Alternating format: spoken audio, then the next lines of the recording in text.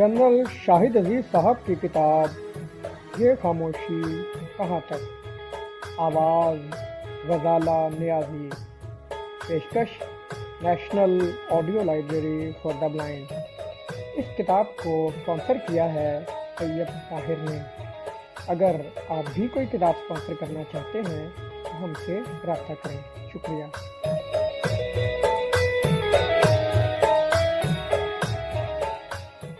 किस्त नंबर 3। कारगिल में पाक फौज के सिपाही भूखे प्यासे लड़ते रहे। पाक फिजाइया को आखिर तक महाज से बाहर रखा गया। कोर कमांडर्स कॉन्फ्रेंस में कारगिल जंग को नाकाम कहने पर मुशर्रफ ना सिर्फ नाराज हुए बल्कि उसे कश्मीर काज के लिए सूदमंद करार दिया। जनरल महमूद, जनरल अजीज और मुझे हुकूमत का तख्ता उलटने के अहकामात दिए। उन्हें निजात दहिंदा समझना बहुत बड़ी गलती थी। लेफ्टिनेंट जनरल रिटायर्ड शाहिद अजीज की किताब से इक्तबासात। कुछ अरसे बाद जब फौजी हुकूमत आ चुकी थी तो एक कोर कमांडर कॉन्फ्रेंस में किसी कोर कमांडर ने कारगिल का हवाला देते हुए उसे कतई नाकामी डिबैकल कहा। जनरल मुशर्रफ फट पड़े, गुस्से में कहने लगे, डिबैकल? कैसा डिबैकल? तुम्हें पता है कश्मीर काज को कितना फायदा पहुंचा है? कारगिल की वजह से दुनिया की तवज्जो इस पर मरकूज हुई है। अब दुनिया को पता है कि कश्मीर के लिए हम कहां तक जा सकते हैं। ये हमारी फतह है। अब आखिर में आकर कारगिल की जंग के मकासद और अहदाफ ही बदल दिए गए ताकि जीत का ऐलान कर सकें। चले थे सियाचिन लेने, दुनिया के आगे कश्मीर काज लिए खड़े हो गए और कहा कि मंजिल आ गई। हम इसी तरह हमेशा जीतते हैं। सब जानते हैं कि सिर्फ कश्मीर काज ही नहीं, हमारी किन किन चीजों को कारगिल के शोशे से धचका लगा। पूरा मुल्क हिल कर रह गया। हजारों फौजियों का बेसूद खून बहाया गया। कश्मीर वहीं का वहीं खड़ा है। फिर मुशर्रफ उसे बेचने हिंदुस्तान भी चले गए। आज हम उसकी बात करने से भी डरते हैं। आहिस्ता आहिस्ता कारगिल की तस्वीर मुझ पर खुली। उसको गलत बयानी से ढांपने की कोशिश तो बरसों बाद मुशर्रफ साहब की किताब आने पर ही खुली। जंग में शामिल और उससे मुंसलिक रहने वाले हलकों की जुबान से बहुत सी हकीकतें भी देर से मंजरे आम पर आईं। ऊपर से लेकर निचली सतह तक के अफसरान ने एक ही तस्वीर पेश की और पूरी दुनिया उससे वाकिफ है। कारगिल में सिपाह को तैयारी का वक्त बहुत कम मिला। संगलाख पहाड़ों पर कब्जा जमाना था। राशन और एम्यूनेशन देकर चढ़ा दिया गया। दुश्मन के खाली मोर्चे इतने काम न आए क्योंकि हमारी फौज काफी आगे निकल चुकी थी। चट्टानों में मोर्चे तो खोद नहीं सकते थे।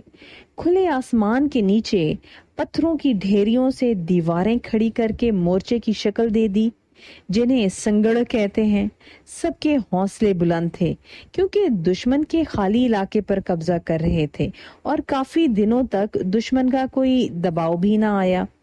फिर तखमीना ये बताया गया था कि छोटे मोटे हमले होंगे, शदीद दबाव मुतवक्को नहीं। जब लड़ाई शुरू हुई तो हिंदुस्तान के हवाई जहाजों से लेकर तोपखाने की एक बड़ी तादाद वहां जमा हो गई। हमने पीएएफ को लड़ाई से बाहर रखा क्योंकि हिंदुस्तान का रद्द अमल देखकर हम घबरा गए और बात बढ़ाना नहीं चाहते थे। लगातार हमले शुरू हो गए, एक के पीछे एक लहर आती। लोग पत्थरों के पीछे ही छुपते रहे। गोले करीब भी गिरते तो संगड़ ढलक जाते। हवा में फटने वाले गोलों से किसी को कोई आड़ न थी। फिर इन ऊंचे पहाड़ों की चोटियों से ना ही वादियों की गहराई में नजर आता था, ना ही इन पर फायर गिरता।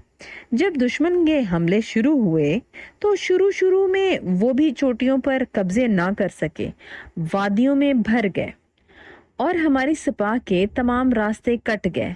लोग पोस्टों पर कई दिन भूखे रहे, जख्मियों के खून रिसते रहे, मगर ये बाहिम्मत नौजवान पाक फौज के सिपाही और उनके शेर दिल कमांडर हमारे मेजर और कैप्टन आखिरी हद तक लड़ते रहे। کتنی ہی جگہوں پر جب انہیں واپس نکلنے کا حکم ملا تو انہوں نے انکار کر دیا۔ آخری گولی، آخری سانس تک لڑتے رہے۔ یہی ہیرے آج بھی اس اندھیری رات میں یوں ہی چمکتے ہیں۔ کیوں نہیں کہتے صرف کب یس سر کہتے ہیں اور اپنا سرخ نور زمین پر بکھیر دیتے ہیں۔ ہم نے بلا مقصد انہیں آگ میں جھونک دیا، پھر کہا اب واپس آ جاؤ، غلطی ہو گئی۔ یہ ہمارے منہ سے نکلے ہر حکم پر جان دیتے ہیں۔ کسی نے نہ سوچا کہ اس مخلص جوان کے خون کی کیا قیمت ہے، اس نایاب لہو کو مٹی میں ملا کر کیا حاصل کرنا چاہتا ہوں۔ کسی نے انہیں اپنا بیٹا نہ سمجھا، اپنے ہی ہاتھوں سے انہیں قتل کر دیا، پھر ہنس کر کہا میں نے بڑا تیر چلایا، لاشیں بھی واپس نہ لیں، ان کی گنتی بھی نہ بتائی۔ کبھی اس ماں سے جا کر پوچھو جس کے بیٹے کا نام چوک پر لگا دیا گیا ہے، اس سے پوچھو جس کے بیٹے کی لاش بھی اور بہت سی لاشوں کی طرح ہم نے دشمن سے واپس لینے سے انکار کر دیا تھا، اور کتنے نوجوانوں کے سینے پر تمغے سجا کر اور ان کے ترانے گا کر ہم اپنا مقصد حاصل کرتے رہیں گے، بچوں کا خون بہاتے رہیں گے، کب تک اپنی کوتاہیوں کو یوں ہی چھپاتے رہیں گے۔ اگر با مقصد جنگ ہو تو ہر سپاہی کے لیے اس پاک سرزمین کی مٹی کو اپنے لہو سے سینچنا فخر کی بات ہے۔ یہی سپاہی کی زندگی کا مقصد ہے، لیکن جس جنگ کے مقاصد اور حقیقتوں کو شرمندگی چھپانے کی غرض سے جھوٹ سے ڈھانپنا پڑے، اس جنگ کے لیے خون یوں ہی پتھروں پر ڈول دینا کہاں کا انصاف ہے؟ یہ کیسی قربانی ہے؟ کس کے لیے ہمارے بچے قربان ہوئے؟ ہم اب اور کتنے ترانے سنیں گے؟ کیا کوئی کبھی پوچھے گا؟ نہ کوئی جادہ، نہ کوئی منزل کسی مسافر کو، اب دماغ سفر نہیں ہے، یہ وقت زنجیر روز و شب کی کہیں سے ٹوٹی ہوئی کڑی ہے، یہ ماتم وقت کی گھڑی ہے۔ فیض احمد فیض۔ آپ تینوں میں سے ہر ایک انفرادی طور پر اس بات کا مجاز ہوگا کہ حکومت کا تختہ الٹنے کے لیے احکامات جاری کرے۔ میں آپ تینوں کو اس بات کا ذمہ دار ٹھہراتا ہوں، جنرل محمود، جنرل عزیز اور شاہد آپ۔ جنرل مشرف نے میٹنگ ختم کرتے ہوئے ہمیں اس سلسلے میں بااختیار کیا اور ذمہ دار ٹھہرایا۔ یہ اس لیے کہہ رہا ہوں کہ اگر کسی وجہ سے آپ لوگوں کا رابطہ نہ ہو سکے یا کوئی دشواری پیش آ جائے تو پھر بھی کارروائی میں رکاوٹ نہ پڑے۔ یہ کہہ کر وہ کھڑے ہو گئے۔ شاید یہ بات اس لیے بھی کہی ہو کہ کوئی ایک شخص آخری وقت پر پیچھے ہٹنا چاہے تو بھی کارروائی نہ رکے۔ ہم سب نے انہیں الوداع کہا اور اپنے گھروں کو لوٹ آئے۔ سری لنکا جانے سے پہلے یہ آخری ملاقات تھی۔ فیصلہ یہ تھا کہ اگر ان کی غیر موجودگی میں نواز شریف صاحب انہیں فوج کے سربراہ کی کرسی سے ہٹانے کی کارروائی کریں تو فوری طور پر حکومت کا تختہ الٹ دیا جائے۔ کئی دنوں سے ان کے گھر پر اس سلسلے کی ملاقاتیں جاری تھیں۔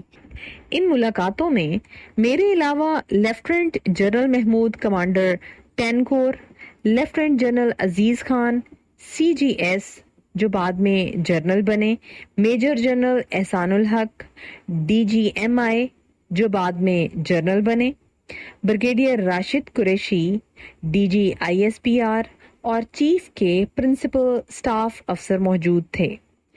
کچھ ہی عرصہ پہلے 14 ستمبر 1999 کو میں نے director general military operations DGMO کا چارج سنبھالا تھا۔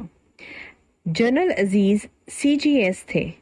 ملاقات ہوئی اور حالات حاضرہ پر تبادلہ خیال بھی، نواز شریف صاحب کے کردار پر بھی۔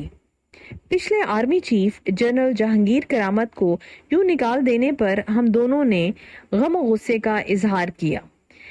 जिस दिन उन्होंने नेवल कॉलेज लाहौर में किसी सवाल के जवाब में कुछ ऐसा कह दिया कि वो हुकूमत की नाराजगी का सबब बना, उससे शायद एक दिन पहले 29 सितंबर 1998 को मैं भी उसी कॉलेज के खिताब के लिए मदऊ था।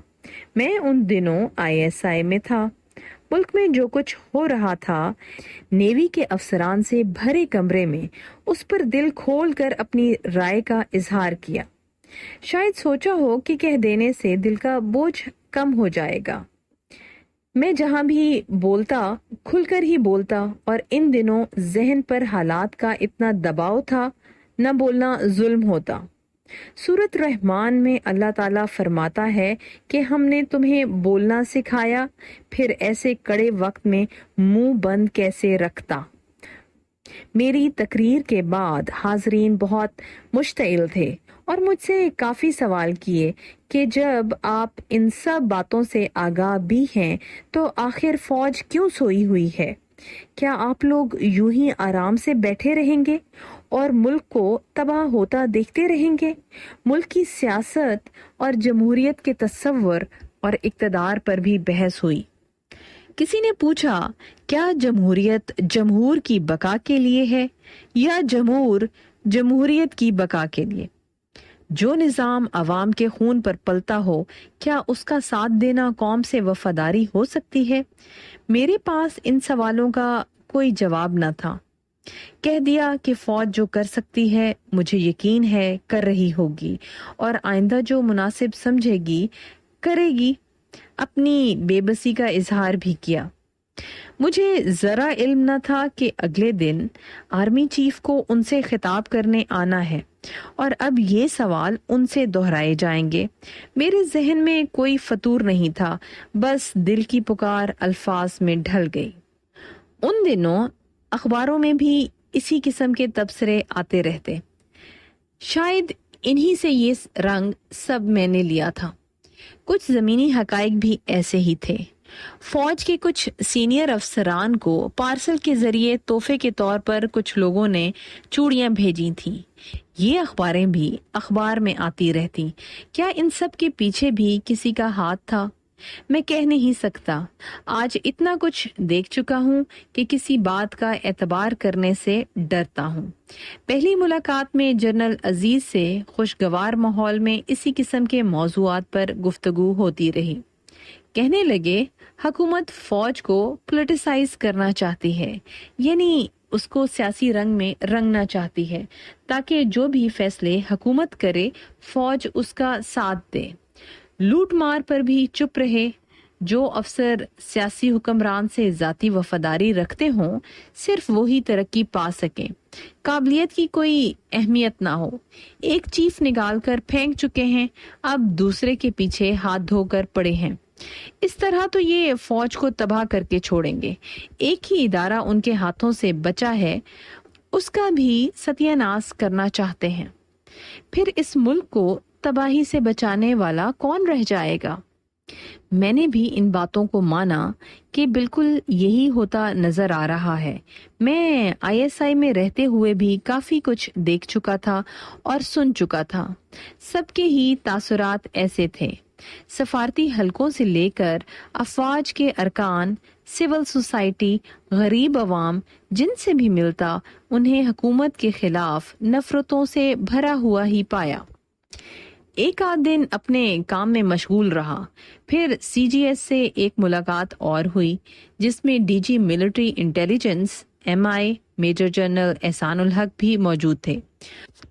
उन्होंने बताया कि लेफ्टिनेंट जनरल ज़ियाउद्दीन नवाज शरीफ साहब से गठजोड़ कर रहे हैं कि जनरल मुशर्रफ को हटाकर खुद चीफ बन जाएं। नवाज शरीफ का इरादा पुख्ता होता नजर आ रहा है और ये फौज की तबाही पर तुले हुए हैं। कुछ दिन मुलाकातों में DG MI इसी किस्म की खबरें लाते रहे और हम उन पर तबसरे करते रहे। जो तफसीलात बाद में इल्म में आई, उनसे यही लगता है कि जनरल ज़ियाउद्दीन नवाज शरीफ साहब से फौज के सरबराह के खिलाफ जाती मफाद में गठजोड़ कर रहे थे। ان کا کردار یہ ہونا چاہیے تھا کہ وہ اس صورتحال کو ڈیفیوز کرنے کی کوشش کرتے. وہی ایک شخص تھا جو ان دونوں کی کدورتیں ختم کر سکتا تھا. ادھر وہ وزیر اعظم کو بھڑکا رہے تھے اور ادھر DGMI چیف کو خبریں پہنچا رہے تھے. دونوں ہی ایک دوسرے سے خائف تھے. پھر ایک شام جنرل مشرف نے ہم سب کو اپنے گھر بلا لیا. کچھ دیر سیاسی حالات پر اور نواز شریف اور جنرل ضیاء الدین کے بارے میں اسی قسم کی باتیں کی جو جنرل عزیز اور جنرل احسان پہلے بھی کرتے رہتے تھے. جنرل احسان نے جنرل مشرف کو سبق دوش کرنے کے بارے میں نواز شریف اور جنرل ضیاء کی سرگرمیوں کے بارے میں کچھ خبریں دیں.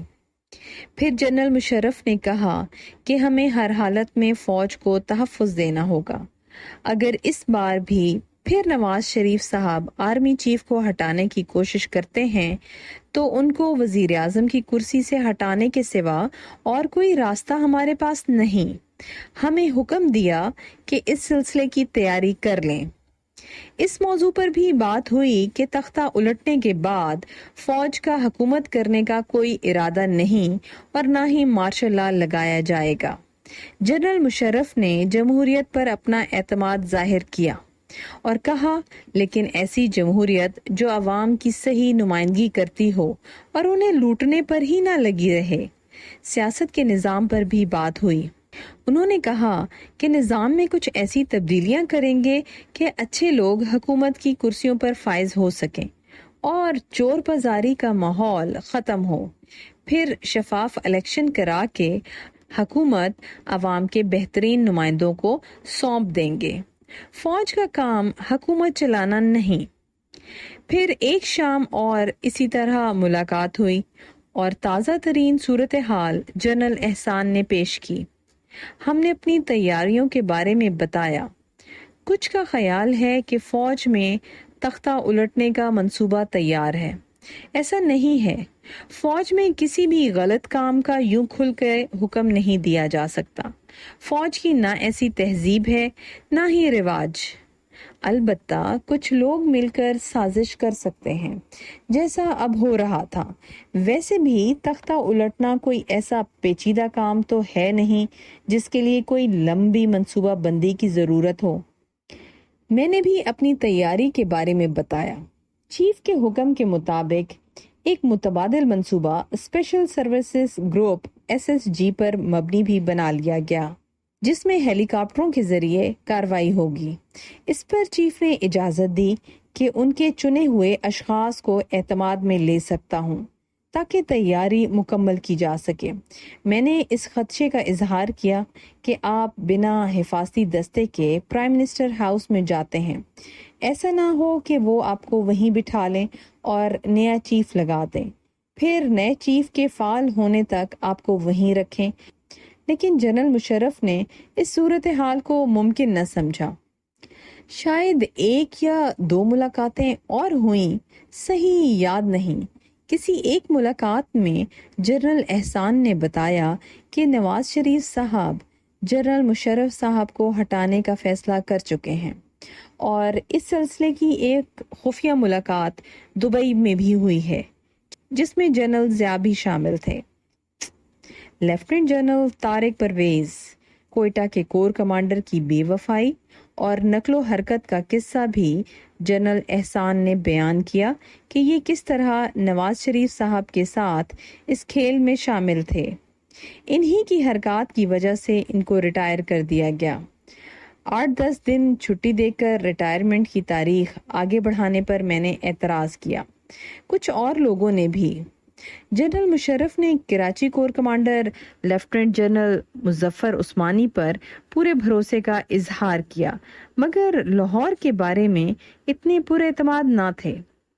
111 بریگیڈ کو تیاری کا حکم دے دیا گیا تھا.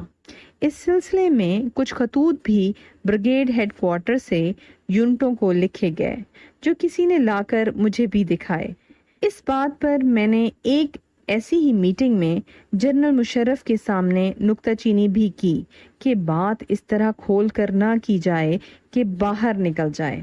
ظاہر ہے خط کسی کلرک نے ٹائپ کیا ہوگا، پھر کسی کلرک نے کھولا ہوگا، یونٹ کی ڈاک میں ایجوٹنٹ صاحب نے دیکھا ہوگا، سب کو خبر پھیل چکی ہوگی، مگر میری شکایت ٹال دی گئی۔ جنرل محمود بعد میں ناراض بھی ہوئے کہ میں نے یہ بات کیوں کہی۔ میری باتوں میں کوئی پوشیدہ پہلو نہ ہوتا اور میرے اس بچپنے سے لوگ خائف رہتے۔ میں نے تو ایک سازشی کے طور پر سازشیوں کے گروہ میں کھل کر بات کی۔ مقصد شکایت نہیں تھا، مگر آج اتنے دن گزر جانے کے بعد سوچتا ہوں کہ اس طرح کا خط لکھنا غلطی نہیں ہو سکتی۔ اتنی بیوقوفی کوئی نہیں کرتا۔ پھر کیا مقصد تھا بات یوں کھولنے کا؟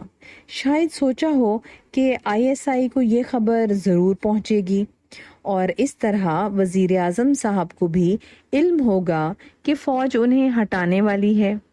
اس کے ڈر سے نواز شریف صاحب فوج کے چیف کو ہٹانے کی کوشش کریں اور یوں فوج کو حکومت گرانے کا بہانہ مل جائے۔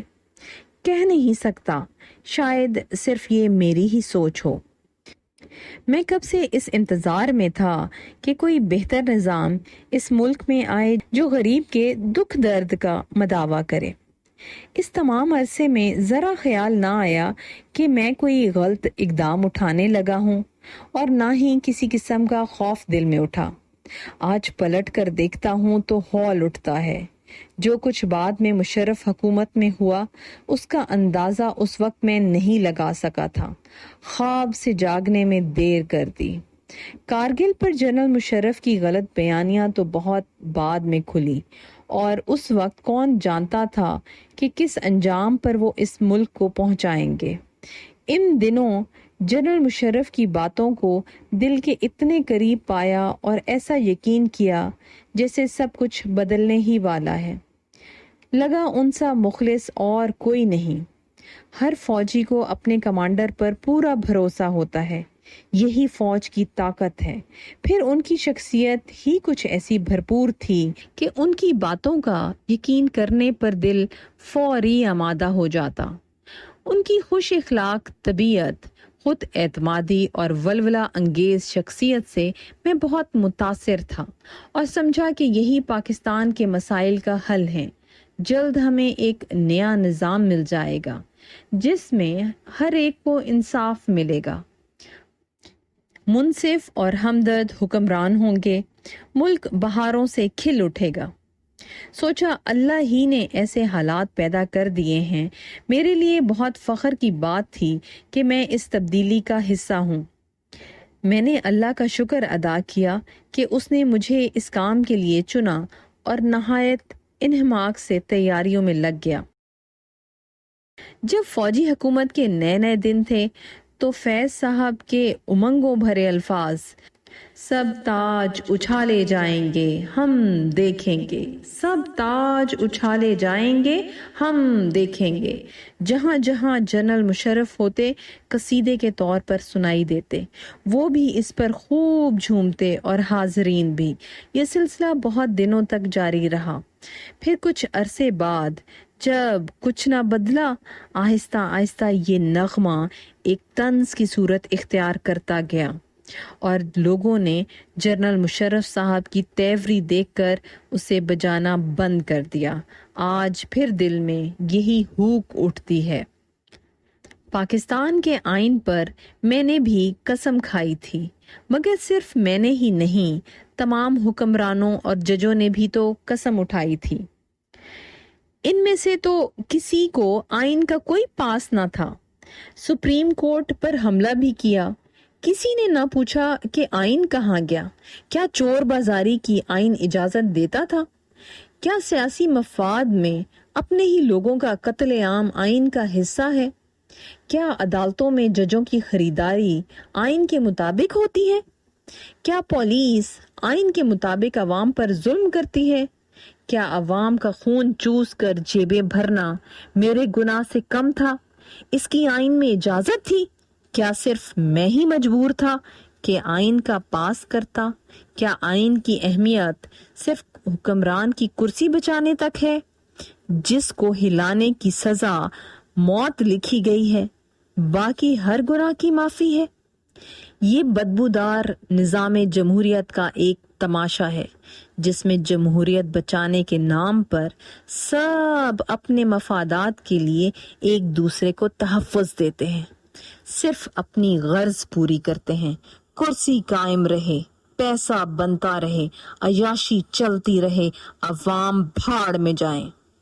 سیاستدان بھی، بڑے بڑے عہدوں پر فائز، حکومت کے کارندے بھی، دولت سے لپٹے ہوئے وہ تمام ارباب اختیار بھی جو پیسے چباتے ہیں مگر بھوک نہیں مٹتی، اور صد افسوس کے ساتھ لالچی دانشور بھی، سب ہی اس بھیانک کھیل میں شامل ہوتے ہیں۔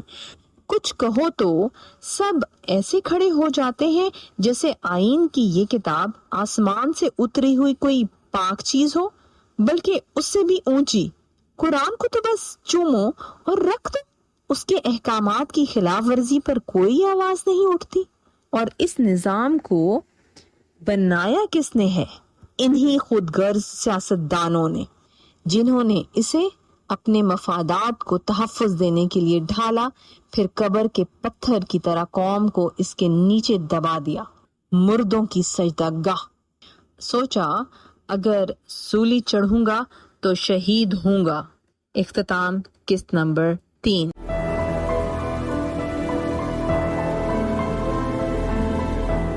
اگر آپ نے ہمارا چینل سبسکرائب نہیں کیا تو ابھی سبسکرائب کریں اور ساتھ ہی بیل آئیکن پر کلک کریں تاکہ ہماری نئی آنے والی بکس کی اپڈیٹس آپ کو ملتی رہیں۔ لائک کریں، شیئر کریں اور کمنٹس کر کے اپنی رائے کا اظہار کریں، اور یہ بھی بتائیں کہ آپ کو ہماری بکس کیسی لگتی ہیں۔